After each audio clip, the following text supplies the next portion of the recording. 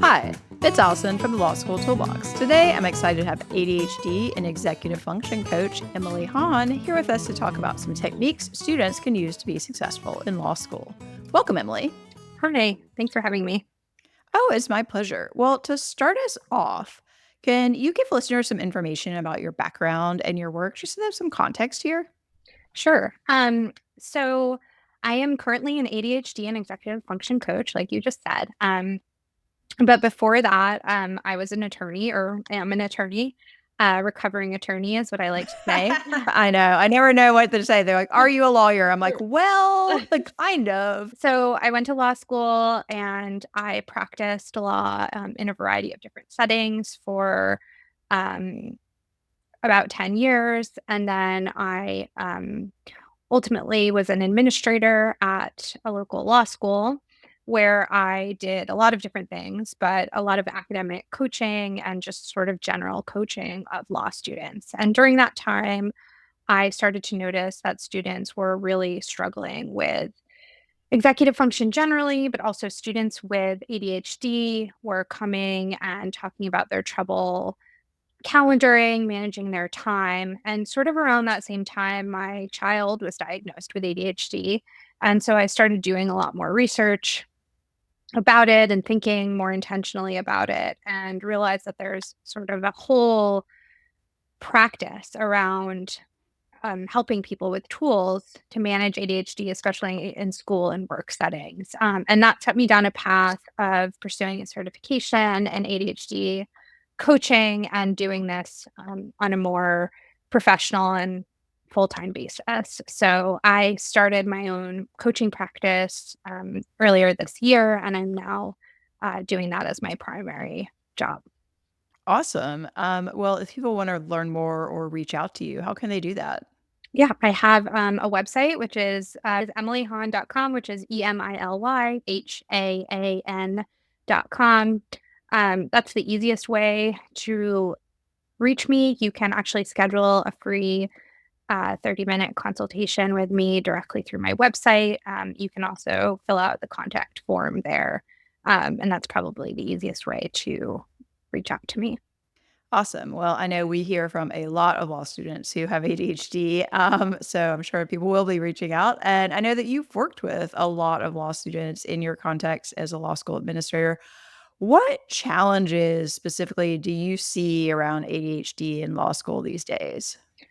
Yeah, so I think that first I'll say that a lot of law students have ADHD, a lot of people have ADHD, and then there are also a lot of law students and people generally who may not have a formal diagnosis of ADHD, but really struggle with things like time management, managing multiple competing tasks at once. And we know from a lot of research now that the sort of constant amount of stimuli that are coming at us is actually causing people who might not have a formal diagnosis of ADHD to present certain traits that we associate with ADHD. So, sort of everything that I talk about today would apply regardless of whether you have a formal diagnosis.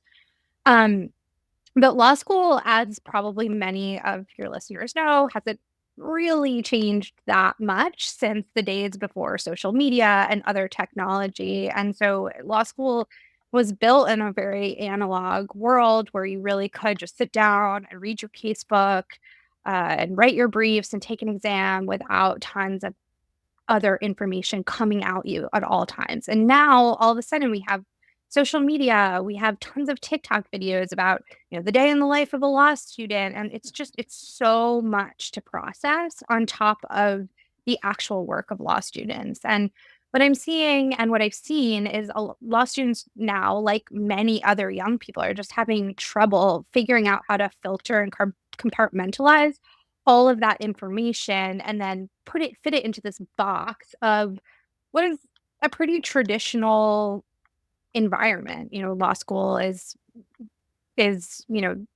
still being done in the same way it has been for a very long time. Right. The Socratic method hasn't changed pretty much since it was started. Right. Right. And something that with 1Ls especially is that most classes are still taught where your only assessment happens at the end of the semester. And that's actually really hard for someone with ADHD because there's no benchmarks and there's nothing to work towards in between other than your own self-directed benchmarks. And that in and of itself can be it can be really hard to motivate to set your own benchmarks or your own internal assessments and then it becomes very easy to procrastinate for that final exam and then you're rushing to cram everything into the week before the exam. Right, which we know is probably not going to end well, unfortunately, for people. Right, exactly. We're going to talk through a few specific scenarios in a minute, but before we do that, I just want to hear from you. I mean, obviously, law school is demanding, and as you mentioned, is pretty traditional. Maybe not suited for kind of the attention span of the people who are in law school right now. Do you have any ideas for how law students, whether they are diagnosed with ADHD or just sort of more generally, can set themselves up to successfully handle this type of workload that for a lot of people is really new?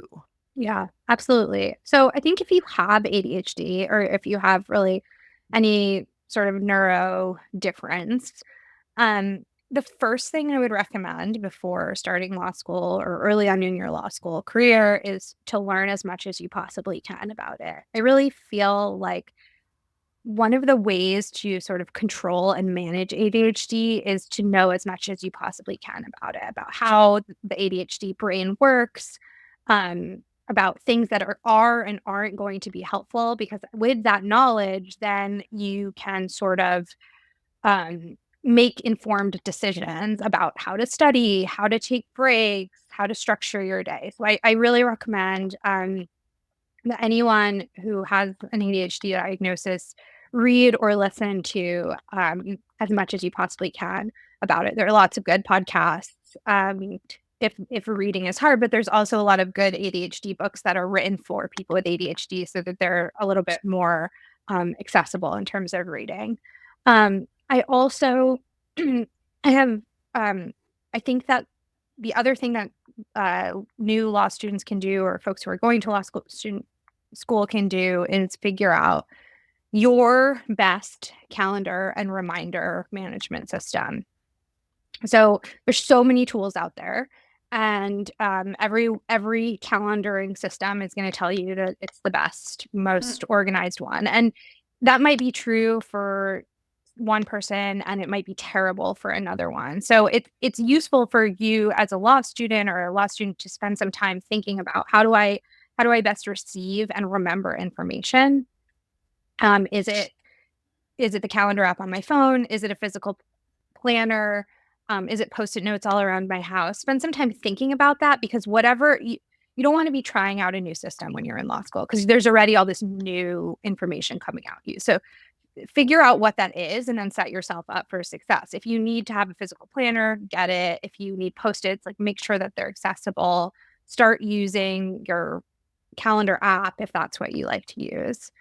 Um, and the other thing that is really helpful, and I know that so many people say this, but building in an exercise routine is essential. There's actually a ton of data and studies about how much exercise can actually lessen the negative effects of or the negative symptoms of ADHD. So exercise in some cases can be more effective than medication, and there's a lot of Wow. data to support that. So building in a consistent exercise routine and using whatever your calendar system is to calendar that into your day and sticking with that is a really great way to set yourself up for success. I'm glad to hear that since right after this call, I actually have to run up to the gym where I have an appointment with my boxing trainer that I've recently gotten. So Oh, fun. yeah. All right. Well, I want to talk with you about a few scenarios that I think probably come up a lot, and just see what your thoughts are. So, I'm a new law student and I am really overwhelmed. It's frustrating to me because I want to get everything done and I really try, but I'm just never successful and it makes me want to give up. But then I'm even more behind. Do you have any ideas? Yeah, so I think this is just such a common scenario. And I think it also goes back to what I was saying earlier about how, especially in the first year of law school, when you're taking these big um, lecture classes, there aren't a lot of structured benchmarks throughout the class period for you to sort of force yourself to meet a deadline. So it's very easy to get behind, in part because it is hard for ADHD brains to manage information um, and deadlines without having some sort of external uh, deadline flashing at you. So, what you really need to do in this situation is be your own deadline creator.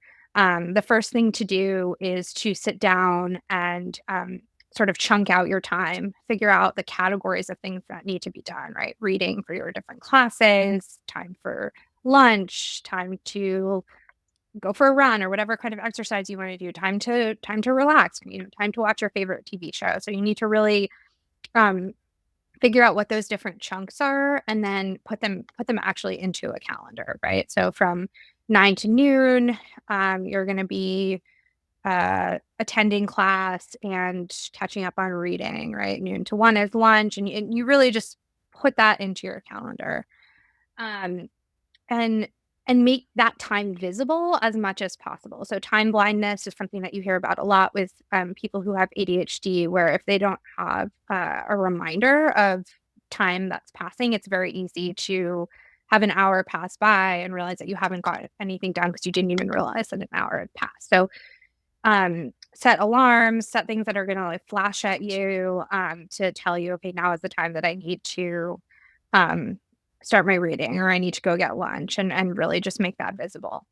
And then it's really starting to sort of break down the tasks into the things that feel more manageable, right? If you're already feeling overwhelmed, the best thing you can do is sort of figure out what all the tasks are, and they say, okay, what can I get done right now, right? Because often it is the getting behind and getting overwhelmed that makes it harder to get anything done. So even if the only thing that you feel like you can get done is reading 5 pages of your torts case book, make a commitment to do those 5 pages, and then it will start to feel more motivating to do other things as well. Um, but without sort of this chunk system and just sort of sitting down with the whole array of things that you have to get done in a law school week, it is a recipe for overwhelm. Yeah, I think it's super complex because people at a minimum are probably taking 3 to 4 different classes. They all have different reading. You're navigating kind of the interpersonal dynamics of all those classes. You've also got legal writing going on. Like, objectively speaking, it's just a lot for everyone. But I do think this idea of kind of taking it piece by piece. I mean, I always go back to Anne Lamont's book, Bird by Bird, where her brother or something had an overwhelming project and was freaking out, and her parents had, just buddy, you got to take it bird by bird. So I always go back to that when I'm just sort of like, oh my gosh, I have no idea what to do next. And I'm staring down this huge amount of stuff. Um, well, the next question I was going to Uh, ask you is a little bit related, but go ahead. oh, I was just going to add that there seems to sometimes be this idea that we should just hold everything in our brains, right? This idea that if you have 3 different classes and reading due for each class, and you're like that, you should just be able to sit down and remember, like, oh, now I need to do this reading. That's just not, No. it's not achievable. It's not possible. There's no award for remembering things without a system. So I really recommend that you actually um, break down on paper or on whatever digital format you use all of these things, so that when you do sit down, you can look at it like a menu. I can do my torts reading right now, or I could do my crim law reading right now, or I could, write a page of my LRW memo, whatever it is. Yeah, I think that makes sense. I mean, I found for me it was effective to have my reading become almost a habit. So every night after dinner, I would get out my books and I would have 2 or 3 hours of reading. And for some people, that might be terrible because they're not fresh at that time, but I just happen to think best at night. Apparently, that's also kind of an ADHD Yeah. thing, which the more I I read mean about, I'm like, maybe there's something that I should be looking into. Um, but just the fact that it was a habit, it wasn't something I had to think about. It was just, okay, you're finished with dinner, you've done the dishes, so now it's time to do your reading. That to me always felt helpful versus trying to kind of fit it in here and there. Yeah, absolutely. That's another really good strategy, and it is true that often people with ADHD, feel their best and feel like they're most on at night. I learned this recently. I was fascinated by that because that's always been if I had a 24-hour take home, I would kind of start writing it usually around 10. I'd finish, my draft at 2 or 3 in the morning, get a little bit of sleep, come up, edit it. But like other people would just say, absolutely, I could never do that in the middle of the night. Yeah. Yeah. All right, well, let's move on. We kind of touched on this a little bit, but I want to get it specifically in this context. So, I have a big legal research and writing project due at the end of the semester. This is a very common thing for 1Ls, and I just can't figure out where to start. It seems really intimidating. I have no idea how to break it down. What can I do? So, I'm a really big fan of backwards planning, right? So, I talk to a lot of people about starting with the end product, right? So, if you have to turn in your legal writing paper on, um, a specific date, I have folks think about, okay, like what do you want to be doing the day before? Do you want to be frantically writing your last section? Some people might, and that's actually okay, right? Some people may work best. Most people don't, but some people might. But um, think about, what you want to be doing the day before, which might just be a final read through. If it's just a final read through, then what do you have to do in the week leading up to that to get to your final read through? So start backwards planning until you get to sort of where you are now, which is what do I need to do to get to the next step. um, I think that that can feel less overwhelming than forwards planning because sometimes forwards planning, you actually have to think in bigger chunks and it just feels like, oh my gosh, that's so far away. I don't know how to even manage that. But backwards planning actually can help people think about it a little more concretely. I also encourage people to really think in the tiniest possible steps. So you should be backwards planning to the point of like, I have to open a new document on my computer. Like that is a step that you need to do. I have to create headings. Breaking things into tiny steps and then achieving them actually can release dopamine in the brain and then can encourage us to keep achieving those steps. It's the big steps that can feel really overwhelming because there's usually 5 mini steps built into each big step. So we need to really break them down into the tiniest steps. Um, I also often encourage people to think of what needs to get done now and what can wait. So, um, if one of the things that you have to do for your legal writing brief is write section headings, right? That often can happen at the very end, but it's easy to get bogged down and like, oh, what am I going to call this section heading? How am I going to title it? Um, I try to encourage people to think about things that can wait until the end and things that need to get done now, because often it's the things that can wait that we're spending our most time sort of perseverating about. And if we just say, you know what, I can do this, 3 days before that it's due. I don't need to think about this now. It opens up our brain to think about other things. Um, I also, asking for help. I think that sometimes people just need a model, right? So if you're a 1L, asking a 2L, how did you structure your time? How did you manage writing this? Asking your professor for, what a good timeline they would be. Sometimes seeing they think what would be appropriate for the paper. Sometimes just seeing on paper an example timeline can start our brains in putting one together for ourselves. And so I really just I mean, with all of these scenarios, you don't have to do any of this alone. And so Right. asking for help is always really, really useful. What is your opinion if you have one on things like, because I'm listening, I'm just like, "Oh, okay, yeah, that's great." But then I'm thinking, oh, well, before I even decide to open the document, I have to decide where I'm going to save it. And then I start going down the path of, well, should it be Dropbox or should it be somewhere else? And you can do the same thing with like your software where the table of contents, like, yeah, you want to make sure that you have a tool in place so that you're not manually creating that. But that can also become kind of this whole like internet spiral of like getting the perfect table of contents. So how can people sort of balance these things and just actually make a decision? Yeah, I mean, I encourage people to, so for example, with the where should I save this? If that's something that someone is really stressing about, to give yourself or to set a timer on your watch or your phone and say, I'm gonna spend 20 minutes thinking about where I'm gonna save this. And at the end of 20 minutes, I have to make a decision, and have, like something that's gonna like a loud alarm or something. And um the advice or anytime you hear someone say, well, like, "Oh, just don't think about that," it's really not useful for anyone who is used to going on sort of deep dives into these things. The idea is just to contain it, and to give yourself some time boundaries, around it. So that's what that I would recommend. Also putting it aside for later, again, like writing down, oh, I need to figure out where I'm going to save this. I need to figure out what I'm going to use to make my table of contents. Like sometimes just getting it out of our brain and knowing that I like to call it an external brain, like figure out where your external brain is so that you can get it out of your physical brain. That can actually help us also feel like we don't have to think about it so much because we know it's somewhere external for later.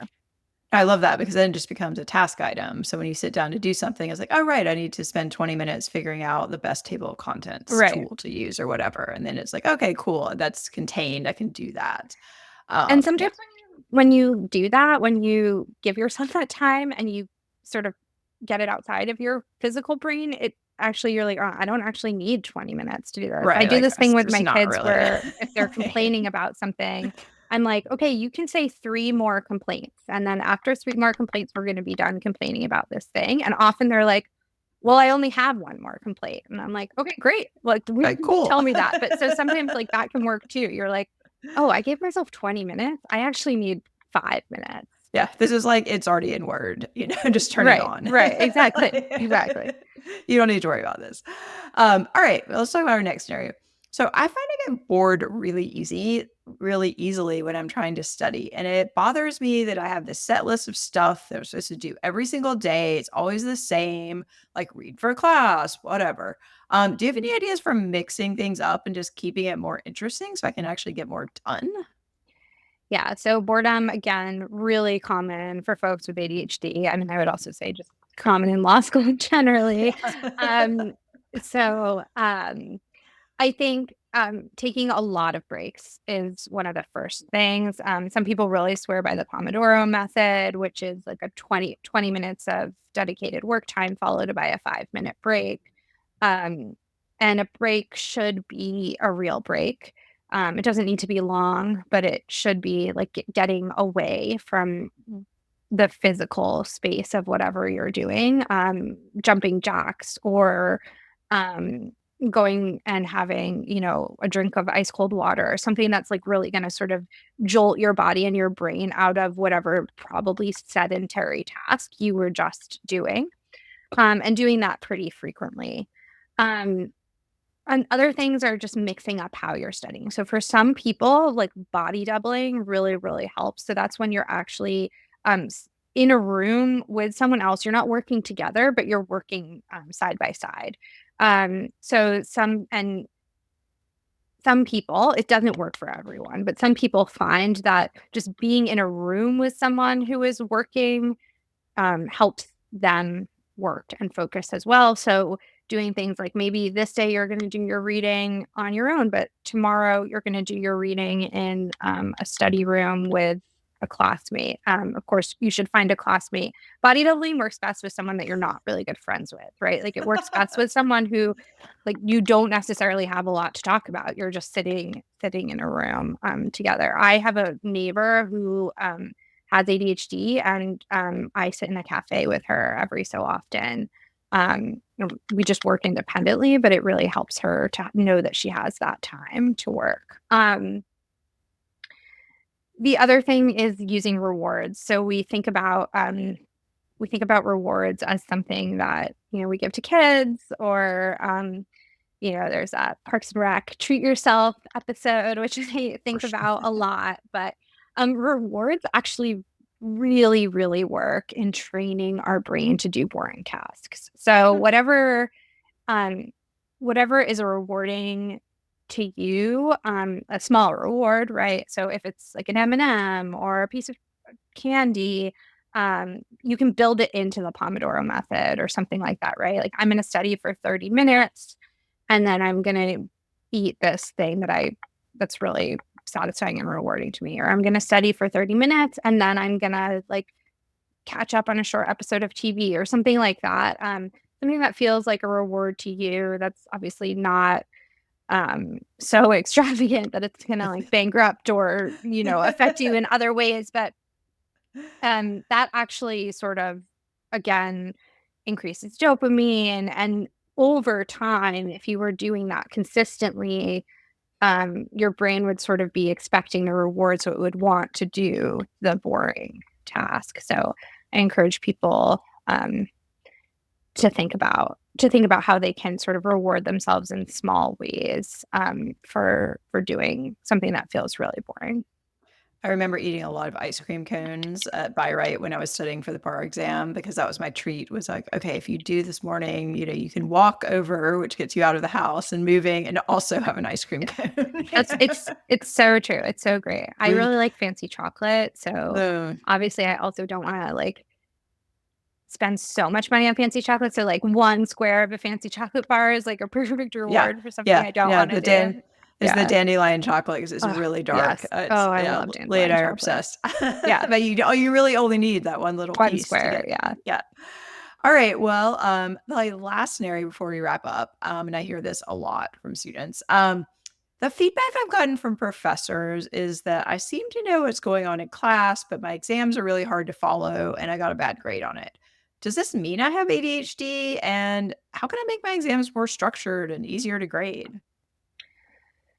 So on the first part, only a doctor can diagnose ADHD. And ADHD is a diagnosis that has a whole list of um, sort of traits or symptoms associated with it, and you have to have a certain number of them to be diagnosed. So um, it could be a symptom, and it could not. It could just be that some people have trouble organizing their thoughts on paper. I think that the best way to start is to get specific feedback from your professors. I know that, especially during 1 hour a year, it can feel very scary to approach certain professors who don't seem approachable. But my experience, both having been a law student and working at a law school, is that professors are generally really willing to give feedback. So I always encourage people in this situation to get really specific feedback from their professors. The other thing is that the best way to counteract um, the surprise element of an exam, or just the sort of overwhelm of an exam, is to actually practice taking exams. And to do that, you need to set yourself up to take exams under timed conditions. So one of the most frequent pieces of advice I gave students that I worked with when I was at the law school was that midway through the semester, you should be taking a practice exam probably every week under timed conditions. It doesn't mean that you're going to write a perfect exam answer, but it gives you the experience of having taken it. And so then when you go into the real exam, there's some muscle memory of what it feels like, what it means to organize an exam. And by the time you're taking that exam, you will be at a point with your practice exams where you're practicing organizing your thoughts instead of having the real exam be the first time that you need to organize your thoughts on paper. Um, 100%. 100% agree with that. yeah, yeah. And then other things are just like forcing structure, right? Outline before you write, um, and just coming up, putting that on paper before you actually start writing. Yeah, I agree with all that. And I think it's such a hard sell for students of like, you actually just have to sit down and practice this. You have to practice different outlining ways of doing it. You have to have some way to structure your thoughts because otherwise, it doesn't matter if you have ADHD or not. It's going to be stream of Right. consciousness. It's not going to be easy to grade. And yeah, you don't want to have that realization of, oh my gosh, I have no idea how to do this on the exam itself. You Right. want to have that bad feeling like, oh, weeks or months earlier, hopefully. Exactly. And that's a great thing to do with a study partner, right? Is to set a date where you're both going to be taking, or multiple people are going to be taking, and even doing it in a Mm. room with other people replicates the conditions of an exam. So if you have 3 or 4 people who you can sort of calendar a date, we're going to take a practice exam together. They're expecting you to show up, you're expecting them to show up. And again, it's not about the outcome. No one's grading that exam. It's really just about the practice. I think that's such a great idea. And even, a lot of people don't love study groups. I was never really a big fan, but I would have people come over to my house sometimes and we would either study together or we would agree that we were going to do a practice test. And I think, for just having that on the calendar is going to make people infinitely more likely to do it because otherwise it's just kind of your best intentions. And we Right. all know what happens around that. Right. Exactly. Exactly. And It's then like, give yourself a yeah, that's not it. reward. Go out to ice cream Right. after, right? So Exactly. yeah. Yes. I Yeah. love it. I love it. All right, Lily, we're almost out of time here. Any final thoughts you'd like to share? Um, yeah, I think that I have a few. One is that like law school is a place to learn both the law and about yourself. So, all of these things that we've talked about, coming up with calendar systems, figuring out how to structure a semester so that you can get things done, is about practicing, figuring out different tools, sometimes failing, right? You might try some new study tool and be like, this is absolutely not the right tool for me. But in doing that, you've learned a lot about yourself. And so I really encourage people to treat sort of the building blocks of learning and learning about their brains the same way that you're treating learning about the law, right? That it is trial and error and figuring out what works. I also really, really encourage people to do some sort of strengths assessment. So there's a lot of really good ones out there, but um, people with ADHD can also often get into negative cycles about like, oh, I can't do this. It's too challenging. And so before you get into that cycle, it's really good to keep a list of your strengths nearby so that you can return to them. Because we also know that ADHD brains are highly creative. They can hyper focus on things, which can be super useful for law school and the law in general. Um, they're passionate and dedicated. And so reminding yourself of that when things feel really hard can be a really great tool. So I would there's one strengths assessment called the VIA that you can take for free. That's a great one, but there are a bunch, and I just really encourage everyone to do that and keep those nearby. Getting a coach is a great idea, just to have sort of an external person to help you if you need some advice. And then the last thing is just in addition to exercise, it's sleep. We also know is so essential for everyone, but especially people with ADHD. And so building a really good sleep schedule and good sleep habits. It doesn't mean that you have to go to bed, at an early time, as you were saying, Allison. You thrive at night, but making sure that you're getting the sleep that you need. Yeah, no, I definitely had a lot of sleep issues in law school. Yeah, and it is funny, how all this just kind of all ties together, all the things that you just think are like so boring, sleep, eating, exercise. You're like, huh, right. They do actually all come together and make things better. Yeah, and when you get to studying for the bar, you're gonna need them Ugh, even more because yeah. you don't have you're not in a classroom environment anymore. And when you get to practice, right? Like all of these, I you really need to think about these things as tools that are gonna help you for the rest of your life. I agree. I Um, think these are tools for life. Once you know how you can break down a project and schedule it out and actually get it done, that is something that you can apply to all sorts of different things. So I think law school is a great time, like you said, to sort of practice these things and try things out. Because I know it feels like a super high stakes environment, but it's actually a lot lower stakes than when you're actually out working, and you yeah, have like clients and things like that who want you to get stuff done. exactly, exactly. All right, Ellie. Well, remind us again how people can find out more about you. Yes, through my website is the best way. So it's Emily Haan, EMILYHAAN.com. And I have a contact me form as well as a link to directly grab, 20 or 30 minutes on my calendar if you just want to have an initial consultation. Awesome. We will link to that in the show notes. Thank you so much for joining us. It's been really interesting. Thanks so much for having me. And this was great. My pleasure. Thanks everyone for watching, and please subscribe so you don't miss anything. And you can visit lawschooltoolbox.com and reach out with any questions.